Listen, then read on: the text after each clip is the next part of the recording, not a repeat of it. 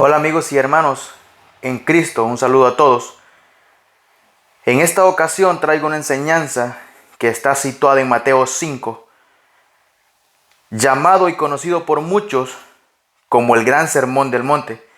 Este pasaje es muy citado y predicado por muchos. Se identifican muchos con este pasaje, pero yo quiero enfocarme en los 12 primeros versículos de Mateo 5 y quiero exponerlos uno por uno, ya que es muy extenso. Si alguien tiene una Biblia y quiere leer, puede leer Mateo 5, 1 al 12. Pero el día de hoy yo solo quiero enfocarme en los dos primeros versículos. Estos versículos los conocen muchos como las bienaventuranzas del Sermón del Monte, hablando desde el versículo 3 al 12. Pero yo quiero hacer nada más la introducción a estas bienaventuranzas. Entonces leeremos los dos primeros versículos y dice: viendo la multitud, subió al monte y sentándose vinieron a él los discípulos y abriendo su boca les enseñaba diciendo. Hasta este momento en Mateo las palabras de Jesús han sido limitadas.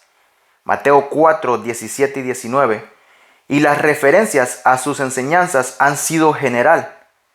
4:23. Ahora, en un mensaje muy completo y compacto, el Señor explica las verdades básicas del Evangelio del reino que vino a proclamar.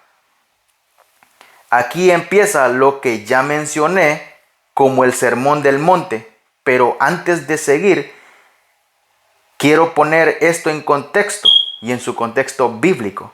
El nuevo mensaje del rey estaba relacionado con el mensaje del Antiguo Testamento, del cual era una realidad, una reafirmación, pero el énfasis del Evangelio, que significa buenas nuevas, era radicalmente distinto del entendimiento actual del Antiguo Testamento y representa una asombrosa aclaración de lo que Moisés, David, los profetas y otros escritores inspirados por la palabra de Dios. Además de eso, el mensaje de Cristo golpeó con mucha fuerza la tradición de la época. El último mensaje en el Antiguo Testamento es: Él hará volver el corazón de los padres hacia los hijos y el corazón de los hijos hacia los padres. No sea que yo venga y hiera la tierra con maldición. Malaquías 4:6. Por el contrario, este primer gran sermón del Nuevo Testamento empieza con una serie de bendiciones a las que llamamos las bienaventuranzas y empieza desde el versículo 3 hasta el 12. En el Antiguo Testamento termina con el anuncio de una maldición. El Nuevo Testamento comienza con la promesa de bendición. El Antiguo Testamento se identifica con el monte Sinaí, con su ley, sus truenos y sus relámpagos y su advertencia de juicio y maldición. El Nuevo Testamento se identifica con el monte Sinaí,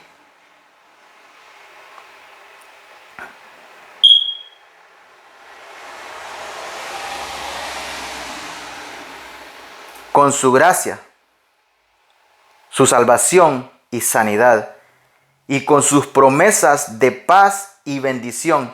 La ley del Antiguo Testamento demuestra la necesidad de salvación para el ser humano, y el mensaje del Nuevo Testamento ofrece al Salvador, al Señor Jesucristo. A fin de que el pueblo reconociera su pecado, nuestro Señor tenía que empezar con una apropiada presentación de la ley para luego ofrecer la oferta de salvación. El Sermón del Monte aclara las razones de la maldición y muestra que el hombre no tiene justicia. Según se desarrolla en los próximos capítulos, la felicidad que Cristo ofrece no depende del esfuerzo propio ni de justicia propia, sino de la nueva naturaleza que Dios da en el Hijo de Dios. el hombre llega a ser partícipe de la misma naturaleza de Dios, que se caracteriza por la justicia verdadera y su consecuencia, las bienaventuranzas, es decir, felicidad en Cristo. Participamos de la misma manera, de la misma dicha de Dios mismo.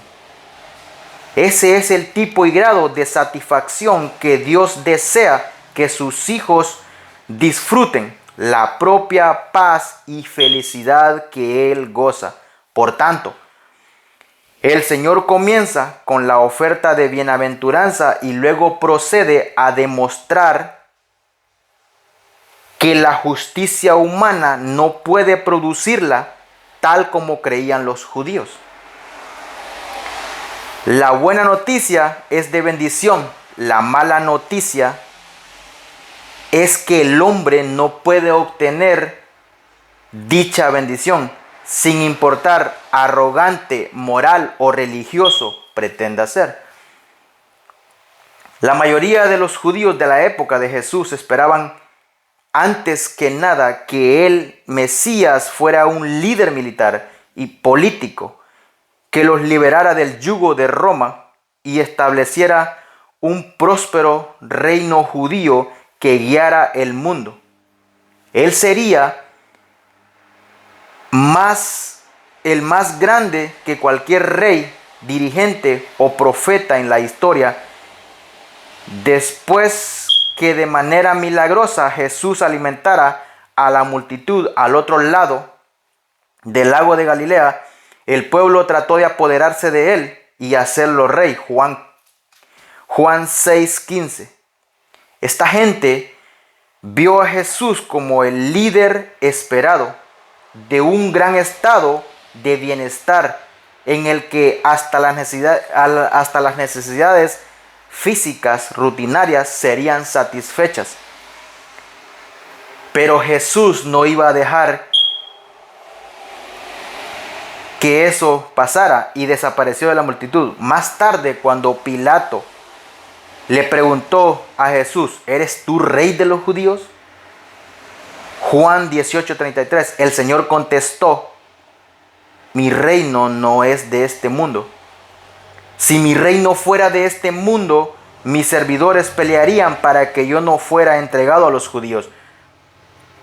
Pero mi reino no es de aquí. Versículo 36.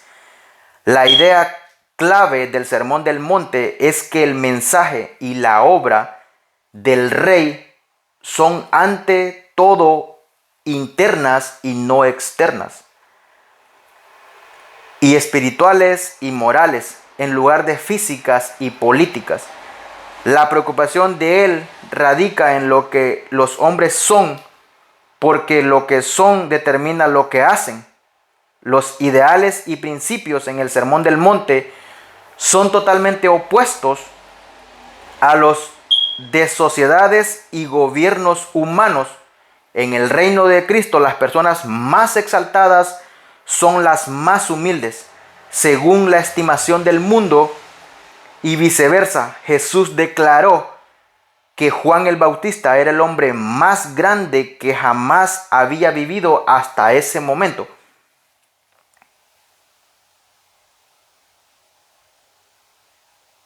Pero Juan no tenía posesiones ni hogar, vivía en el desierto. En el reino de Jesús, los que son menos resultan ser más. Incluso que Juan el Bautista, Mateo 11:11, estos son descritos en este sermón como humildes, compasivos, mansos, con anhelos de justicia, misericordiosos, puros de corazón, pacificadores y perseguidos por la misma justicia que practican. Ante los ojos del mundo, dichas características son distintivas de los pecadores.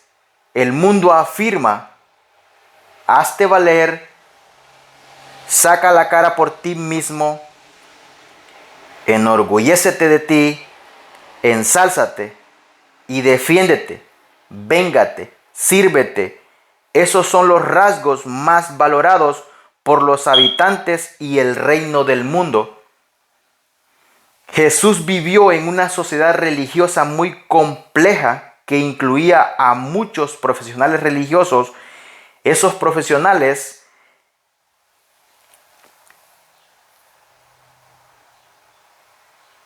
conformaban 4 grupos principales: fariseos, saduceos, esenios y celotes. Pero en este momento solo lo mencionaré. En varios capítulos se puede ver más de sus rasgos distintivos, pero el mensaje de Jesús no tenía nada que ver con ninguna de esas tendencias. A los fariseos les dijo que la verdadera espiritualidad es interna, no externa. A los saduceos les declaró que las cosas se hacen a la manera de Dios, no a la manera de los hombres. A los esenios les explicó que lo que él pide es asunto del corazón, no del cuerpo. A los celotes les expresó que la situación tiene que ver con adoración, no con revolución. A la luz de las verdades anteriores podemos ver al menos 5 razones de por qué el Sermón del Monte es importante. Primera, muestra la absoluta necesidad del nuevo nacimiento. Sus normas son muchísimo más elevadas y exigentes como para ser cumplidas por medio del poder humano. Solo aquellos que participan de la naturaleza de Dios a través de Jesucristo pueden cumplir tales exigencias. Las normas del Sermón del Monte van mucho más allá de la ley de Moisés, ya que exigen no solo acciones justas, sino actitudes justas. Demandan no solo que los hombres hagan lo correcto, sino que sean rectos. Ninguna parte de la Biblia muestra más claramente la desesperada situación del ser humano sin Dios. Segunda, el sermón tiene la intención de llevar al oyente a Jesucristo como la única esperanza que el hombre tiene de cumplir las normas de Dios. Si no puede vivir de acuerdo a la norma divina, necesita un poder sobrenatural que le permita hacerlo. La respuesta apropiada al sermón lleva a Cristo. Tercera, el sermón ofrece el patrón de Dios para la felicidad y el éxito verdadero. Da a conocer las normas, las metas y las motivaciones que con la ayuda de Dios llevarán a cabo lo que Dios ha diseñado que el hombre sea. Aquí encontramos el camino del gozo, la paz y el contentamiento. Cuarta, el sermón es quizás el mayor recurso bíblico para testificar a fin de alcanzar a otros para Cristo. Un cristiano que personifica estos principios de Jesús será un imán espiritual que atraerá a otros al Señor, quien les dará el poder para vivir como ese cristiano vive. La vida obediente a los principios del Sermón del Monte es la herramienta más grande que la iglesia tiene para evangelizar. Quinto, la vida obediente a las máximas de esta proclamación es la única existencia agradable a Dios. Esa es la razón más exaltada del creyente para seguir la enseñanza de Jesús, que es del agrado de Dios. Viendo la multitud, subió al monte y sentándose, vinieron a él sus discípulos. 5:1. A Jesús siempre le interesaron las multitudes, por las que tenía gran compasión, ya que sea que estuvieran desamparados, dispersos, Mateo 9:36, enfermos, Mateo 14:14, hambrientos, 15:32, o en cualquier otra necesidad, ya fuera que las personas estuvieran físicamente enfermas o sanas, emocionalmente estables o endemoniadas, económicamente pobres o ricas, políticamente oprimidas o poderosas, religiosamente insignificantes o influyentes, intelectualmente ignorantes o educadas. Jesús tuvo compasión de ellas. Jesús atrajo a toda clase de personas porque las amó a todas. Jesús, viendo la multitud, subió al monte y se sentó. El propio Hijo de Dios pronunció el sermón. El predicador más grande que jamás ha vivido predicó el sermón más grande jamás predicado. Cuando terminó Jesús estas palabras, la gente se admiraba de su doctrina porque les enseñaba como quien tiene autoridad y no como los escribas. Mateo 7:28 y 29. Jesús no citó ninguna fuente, ni rabinos antiguos, ni tradición venerada. Lo que declaró lo expresó por su propia autoridad. Eso era algo asombroso entre los judíos, quienes siempre derivaban su autoridad de fuentes reconocidas. El santuario para el sermón más fabuloso jamás predicado fue el monte. Por lo que sabemos, este monte, en realidad una gran colina, no tenía el nombre hasta que Jesús predicó ahí. Hasta entonces solo había sido una de las muchas colinas que ascienden suavemente desde la orilla del norte del mar de Galilea. Lo que había sido tan solo un monte entre muchas otras se convirtió ahora en el monte santificado y apartado por la presencia del Señor mismo. Durante muchos siglos al sitio tradicional se le ha llamado el Monte de las Bienaventuranzas. Era frecuente que un rabino se sentara cuando enseñaba. Si hablaba estando de pie o caminando, lo que decía se consideraba informal y no oficial. Pero cuando se sentaba, lo que decía era algo serio y oficial. Incluso hoy día hablamos de profesores que ostentan una cátedra en una universidad, lo cual significa la posición de honor de quien enseña. Cuando el Papa Católico Romano hace un pronunciamiento oficial, se dice que habla ex cátedra, en cátedra, que literalmente significa hablar desde su silla. Cuando Jesús se sentó y pronunció el sermón del monte, habló desde su cátedra divina, con autoridad absoluta como el Rey soberano. Según se mencionó antes, la multitud fue una audiencia importante para este sermón evangélico. Pero a menos que estas personas pertenecieran a Jesús, no podrían seguir ni aplicar las normas de vida espiritual que Él proveyó aquí. Que vinieran a ver sus discípulos indica que también estos eran parte de la audiencia del Señor.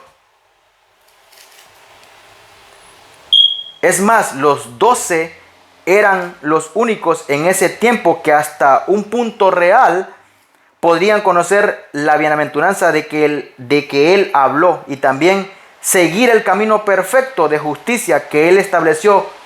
Ellos eran los únicos que habían participado de la presencia y del divino poder absolutamente necesario para obedecer la perfecta voluntad de Dios. Por tanto, el sermón no solo mostró a las multitudes la norma de justicia de Dios que está en él. Estas multitudes no podrían cumplir nada debido a la venida del Señor y a la fe de ellos en él. Tratar de aplicar las enseñanzas de Jesús sin recibirlo como Señor y Salvador podría decir que es algo totalmente inútil. Por ejemplo, los que promueven el evangelio social procurando instaurar las enseñanzas de Jesús aparte de su obra salvadora y regeneradora, te muestran simplemente que los principios del Señor no pueden obrar en quienes no tienen una naturaleza transformada. Por eso en ellos no mora el poder de Dios. Nadie puede comportarse como Cristo a menos que se vuelva como Cristo. Los que no aman al Rey no pueden ser como el Rey. Y abriendo su boca les enseñaba diciendo, que Mateo mencione que Jesús abrió su boca mientras les enseñaba a sus discípulos, realmente nos está diciendo que es un mensaje especialmente solemne e importante. A lo largo de esta enseñanza, nuestro Señor establece una norma de vida contraria a todo lo que el mundo practica y aprecia. Vivir por las normas que Él entrega aquí es llevar una vida de felicidad bendecida. Aquí se nos muestra un enfoque de vida totalmente nuevo que da como resultado gozo en lugar de desesperación y paz en vez de conflicto. Una paz que el mundo no entiende ni puede disfrutar. Juan 14:27. Filipenses 4:7. Se trata de una dicha no producida por el mundo o por las circunstancias y que ni el mundo ni las circunstancias pueden quitar. No se produce por fuera ni puede destruirse de modo externo. Debido a sus demandas, al parecer imposibles, muchos evangélicos sostienen que el Sermón del Monte pertenece solo a la era del reino, el milenio. De lo contrario, argumenta, ¿cómo pudo Jesús ordenar que seamos perfectos exactamente como nuestro Padre que está en los cielos es perfecto? Mateo 5:48. Sin embargo, esa interpretación no puede ser correcta por varias razones. Primera, el texto no indica ni sugiere que dichas enseñanzas sean para otra era. Segundo, Jesús las demandó de personas que no estaban viviendo en el milenio. Tercera, muchos de las enseñanzas no tendrían sentido si se aplicaran al milenio. Durante la era del reino, por ejemplo, no habrá persecución a los creyentes. Cuarta, todo principio enseñado en el Sermón del Monte también se enseña en otras partes del Nuevo Testamento, en contextos que claramente se aplican al creyente de nuestra era actual. Quinto, hay muchos pasajes del Nuevo Testamento que demandan normas igualmente imposibles que fuerzas humanas no glorificadas no pueden cumplir continuamente. Véase, por ejemplo, Romanos 13:14, 2 Corintios 7:1, Filipenses 1:9-10, Colosenses 3:1 y 2, Hebreos 12:14 y 1 de Pedro 1:15 y 16. Las enseñanzas del Sermón del Monte son para creyentes de hoy y marcan el estilo distintivo de vida que debe caracterizar la dirección, sino la perfección, de las vidas de los cristianos de todas épocas. Por desgracia, tales normas no sirven.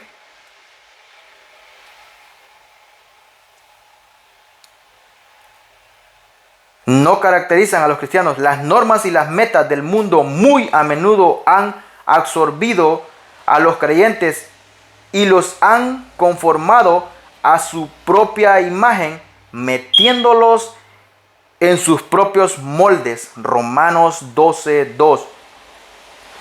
La nueva manera de vivir de Jesús viene de un nuevo modo de pensar. Y el nuevo modo de pensar viene de una vida nueva. Aquí se hallan las normas de Dios para aquellos creados a su propia imagen de Él, los que han vuelto a nacer según la imagen del propio Hijo amado de Dios. Romanos 8:29, Primera de Corintios 15:49, Segunda de Corintios 3:18. Quienes no siguen tales normas como dirección general de vida o muestran una justicia aceptable, Mateo 5:20, quien sabe más de un producto que el fabricante. Cuando compramos una nueva herramienta o un electrodoméstico nuevo, lo primero sensato que debemos hacer es leer el manual del propietario. El fabricante imprime esos manuales para explicar lo que según su dueño puede y no puede hacer, cómo se debe cuidar, qué limitaciones tiene, etcétera, etcétera, etcétera. Dios ha creado a todo ser humano, pero pocos se vuelven a su hacedor con el fin de encontrar significado, propósito y realización en sus vidas. Son pocos los que se vuelven a Dios para aprender el modo en que deben vivir y cómo deben cuidar de sí mismos. Es decir, cómo pueden funcionar de forma adecuada y con felicidad según la manera en que fueron diseñados.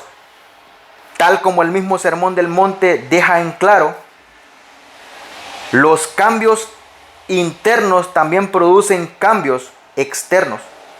Cuando nuestras actitudes y nuestros pensamientos son los correctos, nuestras acciones lo evidencian. Si nuestra vida interior no mejora, nuestra vida exterior tampoco. Nuestra vida interior es diferente o inexistente. Santiago declara, la fe sin obras es muerta. Santiago 2:20. Pablo nos dice que somos creados en Cristo Jesús para buenas obras, las cuales Dios preparó de antemano para que anduviésemos en ellas. Efesios 2:10. No obstante, la vida exterior verdadera solo puede ser producida por una vida interior verdadera. Y con esto doy por terminado lo que es solo la introducción a las bienaventuranzas. En el próximo video comenzaré a exponer uno por uno todas las bienaventuranzas que comienzan desde el versículo 3 hasta el 12. Y espero que les haya gustado y que Dios nos guarde a todos.